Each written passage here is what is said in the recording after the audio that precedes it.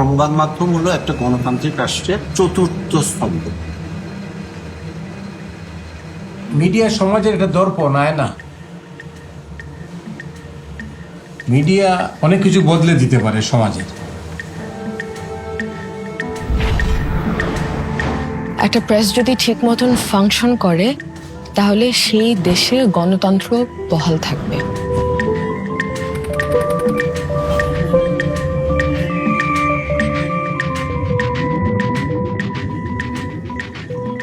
In any democratic country, you will notice that you can hold the power accountable. You can ask questions. You can bring the truth to people.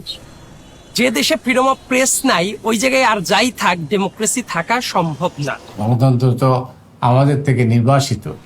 Press যদি কোনো কারণে suppressed হয় অথবা press যদি partisan হয়, in that case you would see the rise of an autocracy, and I think that's something that we all saw over the last 15 years.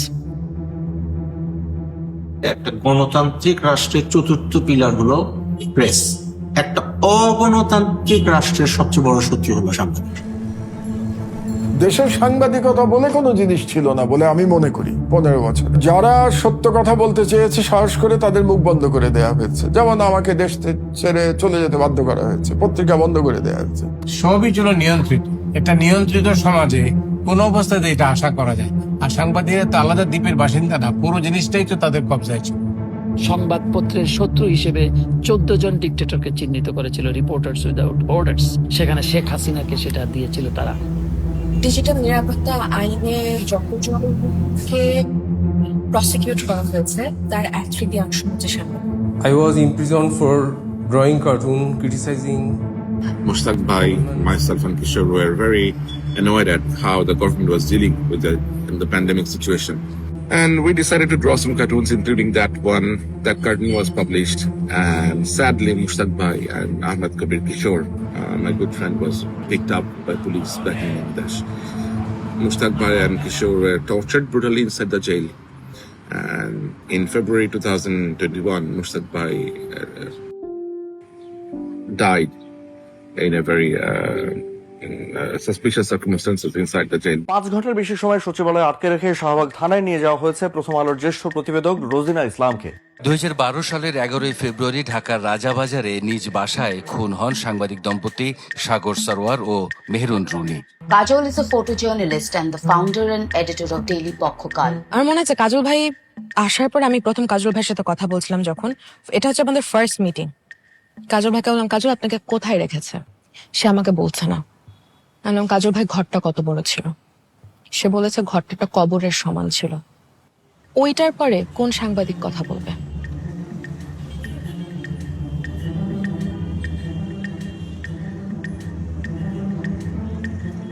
বাংলাদেশের সংবাদ মাধ্যমের যে ল্যান্ডস্কেপ, যেটা আপনি যদি এটা দেখেন, সেখানে কিন্তু জনগণের জন্য সাংবাদিকতা এই কনসেপ্টটাই নেই।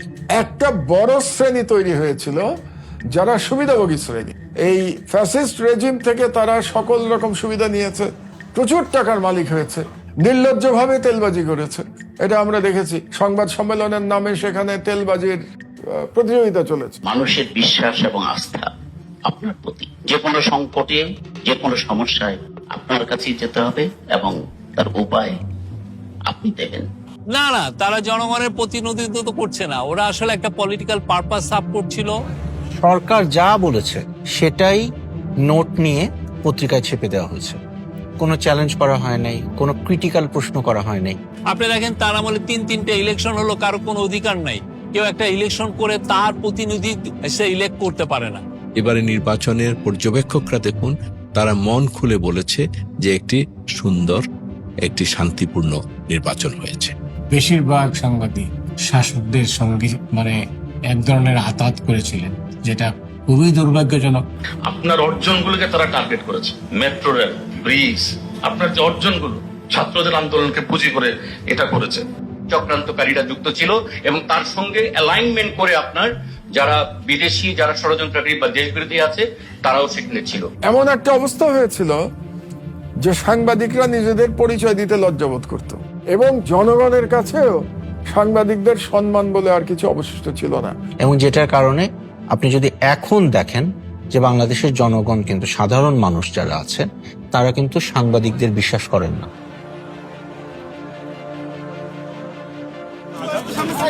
আঘাত করা হয়েছে, আমার রক্তমাখা পাঞ্জাবিকে ধুয়ে আবার পড়ানো। আমি দেশবাসীর কাছে অনুরোধ করি, আর যারা গভর্নমেন্টের লাইনে নাই, গভর্নমেন্টের ক্রিটিক্যাল রিপোর্ট করছে, গভর্নমেন্টের পলিসি সমালোচনা করছে, তখন দেখা যাচ্ছে যে তার লাইফটা হেল হয়ে যাচ্ছে, তাকে হয় গুম করা হচ্ছে, তার মুখ বন্ধ করা হচ্ছে, এবং সবচেয়ে যেটা হচ্ছে তার চাকরির কোনো গ্যারান্টি নাই। সে যে অন্য জায়গায় গিয়ে চাকরি করবে, তারপর সর্ট অফ এই ধরনের এমবার্গো দেওয়া থাকে, সে কোথাও গিয়ে চাকরিটা পাচ্ছে না।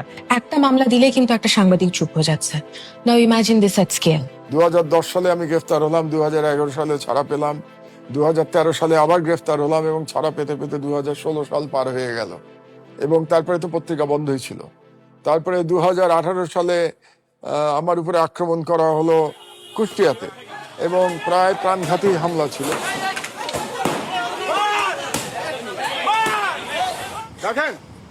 সেখান থেকে বেঁচে ফিরলাম। তারপরে ঠিক করলাম যে আর দেশে থাকা নিরাপদ নয়, কারণ 5 বছর জেল কাটার পরেও যদি আমি আদালতে যেতে না পারি তাহলে এরপরে তো আমাকে গুলি করে মেরে ফেলবে। The military intelligence agency of the government, DGFI, even operated a cell called the PRMC cell. From that cell, officers used to call the television channels or newspaper and instruct reporters not to run certain report that goes against the interest of the government. বাংলাদেশে তো সাংবাদিকরা বিবৃতি লেখকে পরিণত হয়েছিল, সংবাদপত্রের স্বাধীনতা বলতে কিছুই ছিল না। তো এরকম ব্যবস্থা, সরকার ব্যবস্থা সেটি থাকেও না। কিন্তু যেটি হয়েছে সেটি হলো বাইরে থেকে সাংবাদিকতা করেছেন অনেকে, অনেক ইনভেস্টিগেটিভ রিপোর্ট আমরা দেখেছি। সাংবাদিক হিসাবে আমাদের কাছে একটা টিপ ছিল যে বাংলাদেশের রাজধানী ঢাকার মাঝখানে ঢাকা ক্যান্টনমেন্ট, সেই ক্যান্টনমেন্টে ডিজিএফআই এর হেডকোয়ার্টারের কম্পাউন্ডের ভিতরে একটা গোপন বন্দিশালা আছে যেখানে মানুষকে দিনের পর দিন, বছরের পর বছর আটক রাখা হচ্ছে। প্রথম আমার মনে হয় ওভাবে বলতে গেলে বড় ইনভেস্টিগেশন সরকারের বিরুদ্ধে যেটা গিয়েছিল সেটা ছিল গুম নিয়ে। I have worked with films like All the Prime Minister's Men, where I was a whistleblower. When I noticed that guy, General Aziz, doing all this kind of corrupt activities in front of my eyes, and when I noticed that he tried to entangle me in a web, and he literally sent his fugitive brother to Hungary and asked me to assist him to set up his businesses and all. And I noticed that this guy is a criminal. The morality in me kind of asked me or compelled me to stand up against this monster. আয়নাঘরের বন্দি প্রতিবেদনটা যে ইনভেস্টিগেশনটা, এটা শুরু হলো আমি একটা phone call পাওয়ার মাধ্যমে। একজন তরুণ প্রবাসী, উনি আমাকে ফোন করে বলল যে আমি আপনার সাথে একটা কথা বলতে চাই, আমি গুম ছিলাম। আমি বললাম হ্যাঁ বলেন। এবং উনি আমাকে বর্ণনা করলো এবং উনি ডিটেলগুলো বলতে পারে, যেটা আমি নিজে যখন আমি আয়নাঘরে গেলাম আমি কিন্তু দেখলাম যে আচ্ছা সেলিম তো এটার কথা বলছিল। তখন আমি বুঝতে পারলাম যে উনি অসত্য বলতেছে না। তখন আমরা এটাকে একটা প্রজেক্ট হিসাবে নেই যে এটা আসলে কোথায় আছে, এটা কার আন্ডারে, এই প্রজেক্টটা ইনভেস্টিগেশন করার জন্য আমরা তখন একটা প্ল্যান করে আমরা ইনভেস্টিগেশনটা শুরু করি। তার পরবর্তীতে আমি শুরু করি ফিনান্সিয়াল ইনভেস্টিগেশন, কারণ ততদিনে আসলে টাকা পাচার যে কি পরিমাণ হচ্ছে ওইটা নিয়ে আমাদের একটা ধারণা হয়ে গিয়েছিল। একজন বড় ব্যবসায়ী এসালম নামে, উনি প্রায় 7টা না 8টা ব্যাংক খালি করার জন্য একা উনি দায়ী। হাইকোর্ট একটা আদেশ দেয়, হাইকোর্ট আদেশ দিয়ে বলে যে এসালমের বিরুদ্ধে তদন্ত করতে হবে। হাইকোর্ট একটা বলিষ্ঠ ভূমিকা পালন করে একদিনের জন্য। তারপর পরই এসালম ইনজাংশন চায় আমাদের বিরুদ্ধে, এবং সেই মামলা শেষমেশ চিফ জাস্টিসের বেঞ্চ পর্যন্ত চলে যায়। এসালমকে কি তদন্ত করা হবে কি হবে না, ডেইলি স্টারকে কি ইনজাংশন দেওয়া হবে কি হবে না। শেষমেশ তারা ডেইলি স্টারকে ইনজাংশন দেয়নি। তারা বলেছে যে তোমাদের লাগলে তোমরা ডেইলি স্টার বিরুদ্ধে বা জাইমার বিরুদ্ধে মানহানির মামলা করো। আর একই সাথে তারা এটাও বলে যে এসালমকে তদন্ত করা যাবে না। In terms of press freedom, Bangladesh is facing horrible situation, Last report of the Reporters Without Borders, the country's position is 146 and last in even within the South Asia. What can be the UN role to restore a member state from this darkness. বাংলাদেশের যে বিচারহীনতার সংস্কৃতি, গণতন্ত্রহীনতা, মুক্ত মতের ক্ষেত্রে বাধা, মানবাধিকার লঙ্ঘন, এই বিষয়গুলো আমরা সামনে নিয়ে আসি। কারণ আমি জানতাম যে আমরা যে ধরনের সাংবাদিকতা করি এটা যদি সফল হয় তাহলে একটা ইম্প্যাক্ট হবে এবং আরো অনেক ইম্প্যাক্ট, মানে রাজনৈতিক দলগুলোর প্রতিরোধ, গণমানুষের সম্পৃক্ততা, সব মিলে এই ধরনের রেজিম যেটা হাসিনা শাহী যেটা ছিল ওরা টিকতে পারে না, বিশেষ করে বাংলাদেশের মতো দেশে টিকতে পারে না।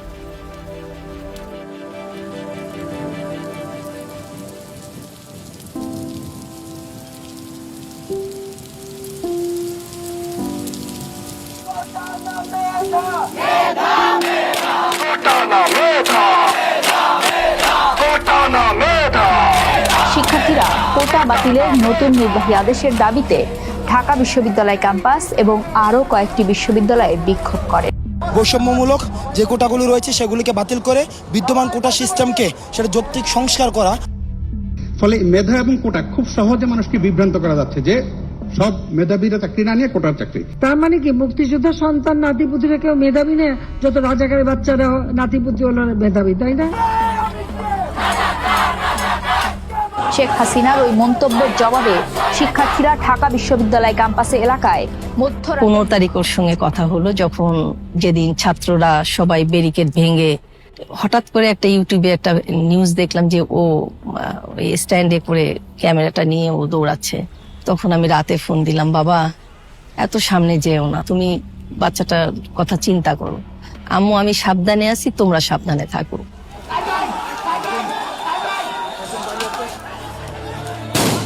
যেদিন আবু সাইদ মারা গেল সেদিন থেকে আসলে দেশে সেই আন্দোলনটা শুরু হলো। এবং ওই এক জীবনদানের মধ্যে দিয়ে আমার মনে হয়েছে আবু সাইদ এই যে 15 বছরে একটা ভয় বাসা বেঁধেছিল বাংলাদেশের 18 কোটি মানুষের মধ্যে, এক লহমায় এক নিমেষে সেই ভয় উধাও করে দিয়ে আবু সাইদ শহীদ হয়েছে। 16 জুলাই যে দুজন মারা গিয়েছে, আমি জিজ্ঞেস করলাম তোমরা কি করছো? So what is your stance on those ongoing massive protests in Bangladesh? So we are aware of and are monitoring reports of protests in Dhaka and around Bangladesh that have killed 2. তখন সরকার আবার দুজন মারা যায়নি বলে তারা প্রচার করা শুরু করলো। পুলিশ আন্দোলনকারীদের উদ্দেশ্যে সাউন্ড গ্রেনেড ও টিয়ার শেল নিক্ষেপ করে। 17 তারিখ 18 আরো উত্তাল। 18 তারিখে রাত 8টার দিকে আমার যতটুকু মনে আছে, হানিফ ফ্লাইওভারের টোল প্লাজায় বিক্ষোভকারীরা আগুন দেয়। তো ধাও ধাও করে আগুন জ্বলছে, আমি অফিস থেকে বের হলাম। যাওয়ার পরে দেখি যে সেটা একটা রীতিমতো যুদ্ধক্ষেত্র শুরু হয়েছে। তো একসাথে 50 থেকে 60 জন পুলিশ সদস্য ফায়ার করতেছিল। এর মধ্যে বেশিরভাগই ছিল শর্টগানের গুলি, কিছু ডাইরেক্ট গুলি আর টিয়ার সেল। ওই নিউজ কভার করতে গিয়ে বিক্ষোভকারীরা ক্ষুব্ধ হলো যে সাংবাদিক কি করতেছে, সাংবাদিকতা ঠিক মতো করতেছে না। অভিযোগে আমাদেরকে মারধর করা হইলো।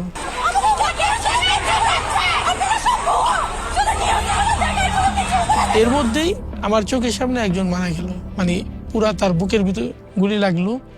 একটা রিক্সাওয়ালাকে ডাইকে ওই রিক্সার মধ্যে উঠালো, রিক্সার যে ডালাটা পুরা রক্তে ভিজে গেল।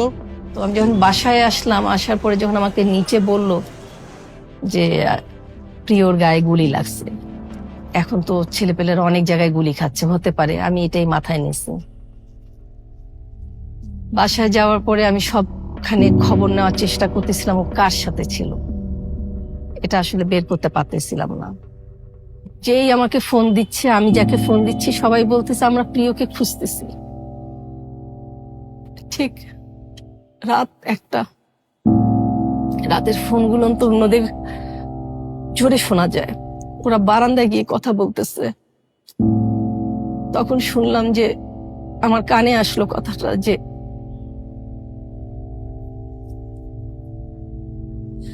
প্রিয়কে মরে গেল।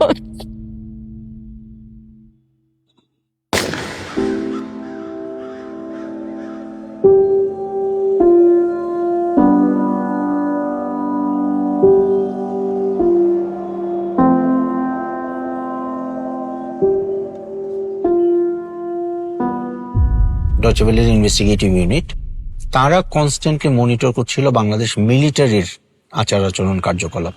যখনই আমরা দেখলাম জাতিসংঘের ইনসিগনিয়া সহ বাংলাদেশে এপিসি ব্যবহার করা হচ্ছে পিসফুল প্রোটেস্টারদের বিরুদ্ধে, তখনই ডয়চে ভেলে এই স্টোরিটা পিক করে। ওইটা একটা পুশব্যাক ছিল, আর্মির উপরে একটা পুশব্যাক ছিল। সরকারের নির্দেশে সব মোবাইল অপারেটর ও বড় ব্রডব্যান্ড সার্ভিস একযোগে বন্ধ করে দেয় ডেটা সংযোগ। আমরা ইন্টারনেট বন্ধ করি, ইন্টারনেট বন্ধ হয়ে গেছে। আসলে ওই সময়টাতে আমাদেরকে একেবারে দুনিয়া থেকে আমরা বিচ্ছিন্ন ছিলাম, খবর থেকে বিচ্ছিন্ন ছিলাম। কখন কোথায় কি ঘটেছে, বাংলাদেশে কি ঘটেছে আমরা তাও জানতাম না। তো তখন আমাদের একটা প্রচেষ্টা ছিল কনস্ট্যান্ট একটা আপডেট দেওয়া, সেটা আমরা ফোনে আমাদের যে এখানকার যারা ছিলেন তাদের কাছ থেকে নিতাম। তারপরে পরবর্তীতে আমরা একটা স্যাটেলাইট লিংক এস্টাবলিশ করতে পারি বাংলাদেশের ভিতর থেকে। তো সেই স্যাটেলাইট লিঙ্কটা আরো অনেকেই ইউজ করেছেন, এটা এএফপি ছিল। আমরা সবাইকে ইনভাইট করেছি, আসেন আপনারা যে যে বিদেশে নিউজ পাঠাবেন, ফুটেজ পাঠাবেন, ফটো পাঠাবেন আমাদের মাধ্যমে। আমি বলতে পারবো যে ওই ইন্টারনেট শাটডাউনের পুরো 6 দিন 7 দিন পুরোটা এএফপি ঢাকা অফিসের মাধ্যমে সবাই নিয়েছেন।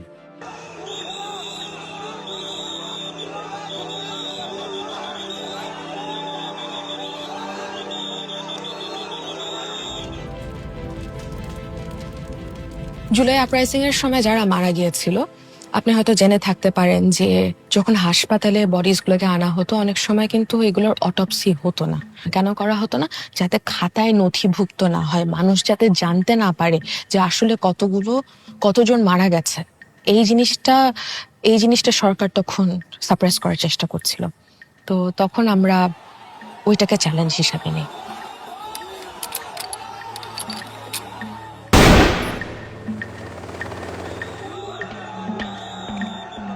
I have seen the power of the youth. I have witnessed, I have noticed, I have documented how people of security forces brutally killed students, general people, young kids, school-going kids. Casualty ওয়ার্ডের যে একটা intact receipt থাকে, ওগুলা collect করি। নতুন কবরে যাদেরকে দেয়া হয়েছে, এখানে কি কোনো গুলিবিদ্ধ ভিকটিম ছিল? এটা তো নেওয়া যায় না। একটা ছেলে তাকে সরাসরি গুলি করে মেরে ফেলতেছে। আমরা সাংবাদিক হিসাবে তো মানুষ তো। এবং এই মৃত্যুগুলো হয় কিভাবে জানেন? বেশিরভাগই there were shots made above the waist. আপনি ধরেন আপনি ক্রাউড ডিসপার্স করছেন, ক্রাউড ডিসপার্সালের জন্য আপনি চাইলে কিন্তু পায়ে মারতে পারেন। ওটার জন্য ওরা মাটিতে শুয়ে পড়ে অথবা হাঁটু গেড়ে বসে ওরা পায়ের দিকে মারে। ওরা সেটা তো করছিল না, ওরা ডিরেক্ট বুকে মারছিল, পেটে মারছিল, মাথায় মারছিল। তার মানে ওরা মারার জন্য মারছিল। একটা স্টেজে আমাদের বলা হলো যে আপনারা লিখবেন যে দুষ্কৃতিকারীরা। আমি বলছি যে না, এটা হবে না, ছাত্রই লিখেছি। আমার সহকর্মী কবরস্থানগুলো ঘোরেন, কবরস্থান ঘুরে ঘুরে দেখেন যে নতুন কবর কোনটা হয়েছে। নতুন কবর, তারপরে কবরস্থানের যে যারা মাটি কাটে, কবর খোঁড়ে, তাদেরকে জিজ্ঞেস করলাম, বললো যে হ্যাঁ, অন্য সময়ের চেয়ে বিশেষ করে জুলাই 19 তারিখ থেকে 3 তারিখ পর্যন্ত একটু অস্বাভাবিক লাশ আসছে। এভাবে করে আমরা 204 জনের একটা তালিকা আমরা দাঁড়া করি।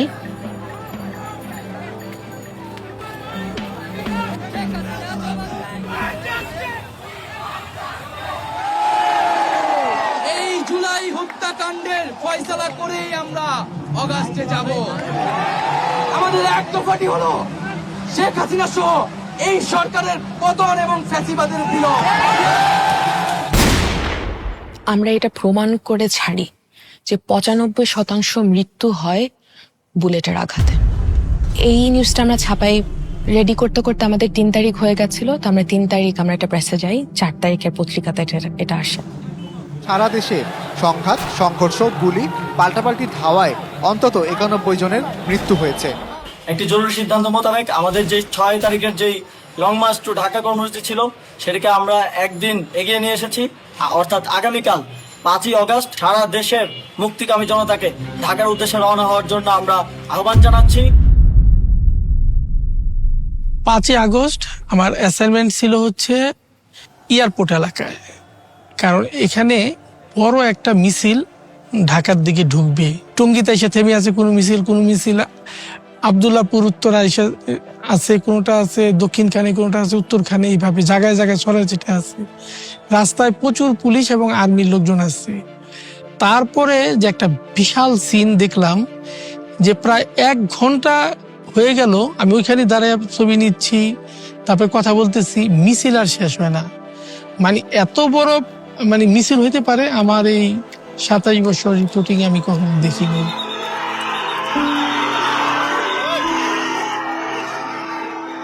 ওদিন আমাকে ঢাকা মেডিকেল দেওয়া হয়েছিল এবং দুপুর 12টার পর থেকে লাশ আসা শুরু হয়।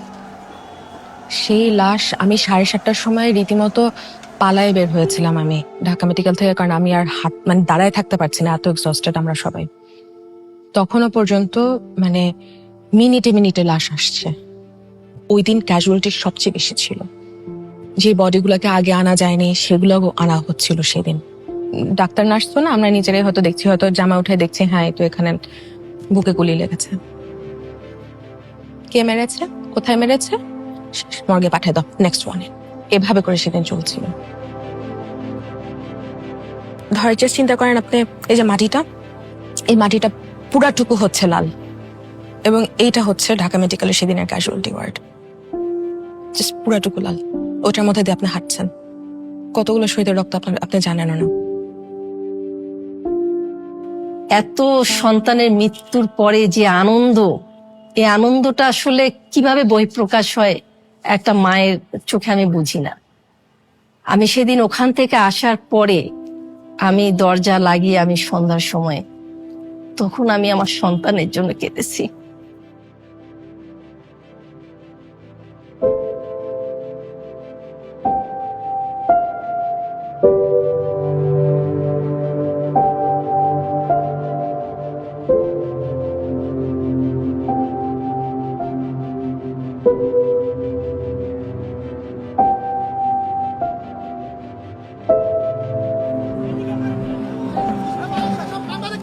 ভাই এইদিকে তো সাংবাদিক ভাই, এদিকে সব আমরা সাংবাদিক, সাংবাদিকের 3জন সাংবাদিক আহত হয়েছে।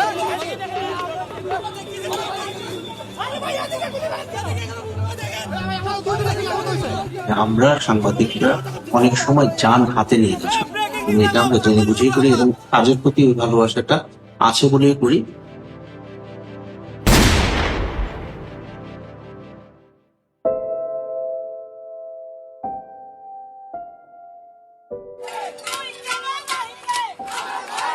আম্মু, দেশে যদি কোনোদিন বিপ্লব হয়, রাজপথে যাতে আমার মৃত্যু হয়।